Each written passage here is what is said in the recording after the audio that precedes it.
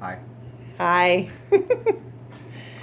So the objective here is to try to do a larger piece and do a video series all the way through the end of it, from the beginning to the end. Right. We want to show how a piece progresses from the very beginning, the very first stage, which actually you've started drawing on lined paper, just this yellow lined paper. Yeah, these crappy kind of notebooks, because I noticed that if I try to start sketching on good paper, then I tend to obsess on and turn it into a drawing rather than just leave it as a sketch. Okay. All right. So I just kind of pick some like not very good paper to do ideation and stuff like that on. Right. So that- here is your yeah, sketch. Yeah, and I play around on it, but I don't want to go too far with it because I want whatever energy I would have put into that, I want it to go into this. Right. So I've taken this sketch and I've taken a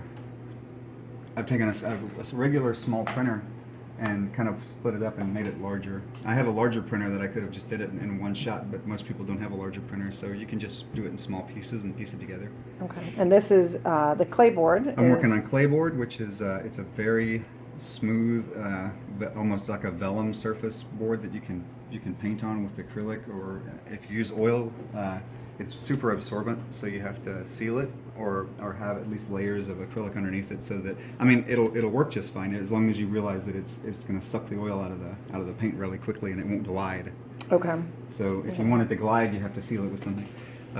And so here's a piece that I did with some graphite on clay board that I sealed, and I played with some water and then worked back into. And this is how she is going to progress. I'm going to do the underdrawing of her this way. In fact, I might even. This is kind of a study in a way. I did this. I called it Stormcrow, but I'm looking at some of the shapes and things like this that might work in terms of some of the language that I want to possibly put in the piece. Correct. So that's what I do. It's like everything I do is sort of a study for something else, or leads me to something else like that. Okay. And to keep So me happy here. this is a standard, an even size board. I've started buying clay boards so that I can actually do some things that are more easy to frame, I guess you'd say. Okay. And the clay board itself is pretty thin, so it's really sturdy. So you can paint on it pretty heavy, and it erases with graphite and stuff. It's funny is that it erases pretty well with just an eraser, but if you grab, they're called the magic erasers by what is it? Mr. Clean. Mr. Clean magic erasers. You can actually get it a little bit wet and take it all the way back to white if you want. And we'll show you that later. Yeah. So this was the sketch that I did, and I threw this on a light box. I have one of those flat LCD light boxes, and I just did some rough lines on the backside, and I wasn't too precise with it because I don't want it to be exact. I want to let each stage suggest its own direction in a way. Okay. So there's things about this that are suggesting things that are slightly different than this, whereas so for instance, like here, this particular shape seems to attach in this element, but on this side, it started looking like it was a separate element, and which could kind of make a really nice, make a really nice negative shape that comes up along the edge of the figure of this thing. Mm-hmm. Right now I'm just calling this the Gaunt Queen. Okay. So I'm not too specifically tight with it. If you notice, most of these lines are close to, but don't really line up to the exact same lines of this. Right. They're different, and that way they can have their own energy.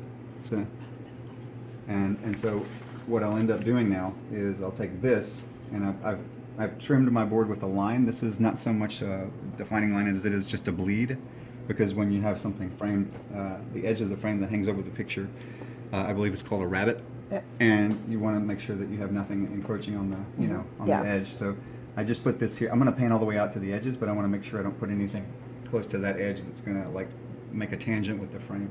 Okay. And when I burnish it, basically I'm just using like a white color pencil, or any kind of color pencil really I use, and that way I can kind of see where I've been when I start to burnish it down. Okay. And that way I know what part I've covered. I'll probably tape this to the board so it doesn't move, and then I'll just go over pretty much the whole thing where there are pencil lines, and they'll probably come out pretty light, but that's okay because redrawing it brings more energy back into it too, so.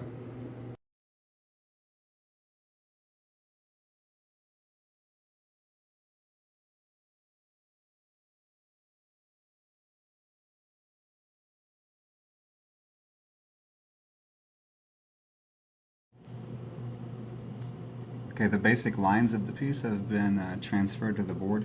They're very light, but that's all I really need. I don't need much more than that because I'm going to be drawing back into this so much, and it's going to be probably changing so much that anything sharper or more defined than this would be more limiting than helpful. And at this stage, I want it to kind of grow and evolve organically. You know, as that's probably in at least in the way that I work, that's the best way to get the most energy into the piece. So from this stage on, I'll just start drawing a little bit. I might draw with a pencil a bit, and then I'll just start moving into some other things.